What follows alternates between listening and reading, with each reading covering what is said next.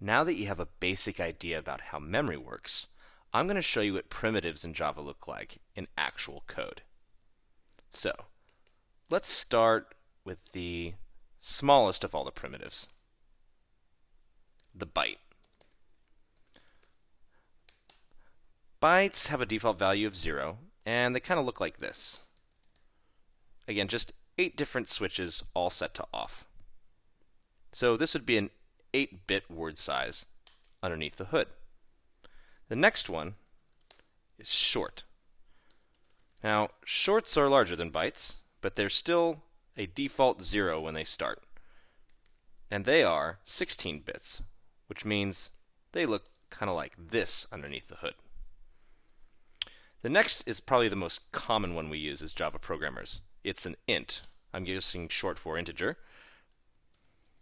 It also starts at 0, only it uses up 32 bits. Well, maybe we want to have a number that's just not able to be expressed with 32 bits. And for that, we have a long. Its default value is also 0, only it uses a whole 64 bits in order to describe the number it's going to describe. So, this is fine for integer values, but what if we want to express something like 3.14, or we want to express something like 0.00001? Well, that's where floating point and double come in. Floats, as they're called, are denotated by having this little f right there, so that Java understands that we're talking about a floating point number. Now, I'm not going to keep typing all these zeros out, but I will tell you that this one is 32 bits. You can use a double if you need a little bit more precision. Its default value is also 0,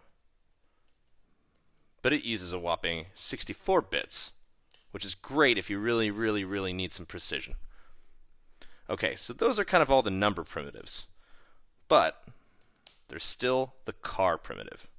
Sometimes it's called char. I don't particularly know what the actual pronunciation is, but I like to call them char. So its default value is basically like 0. Oops, there we go.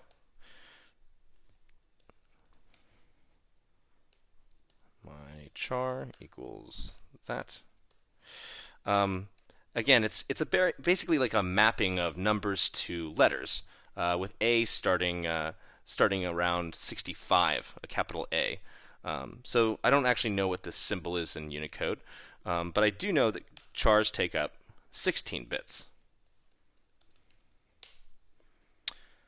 Finally, my favorite, the Boolean.